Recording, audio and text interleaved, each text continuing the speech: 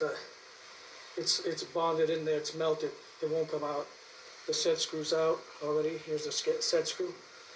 So what we did is we ended up sawing this off. We had to pry between this and this. We had two channel locks, one holding here and the other one holding this. So see how it's kind of bent a little bit. And then we had to make enough room between it so we could saw that. Superman here, I didn't have to use the, whatchamacallit? I mean, that's round, I'm turning.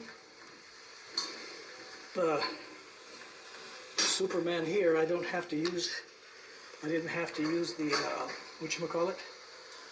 Pliers for it because I'm strong. But now I got to separate this from the metal. So that's going to be a challenge.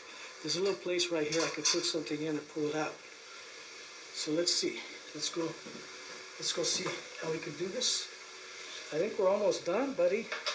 Let me have a screwdriver, something tiny, flat.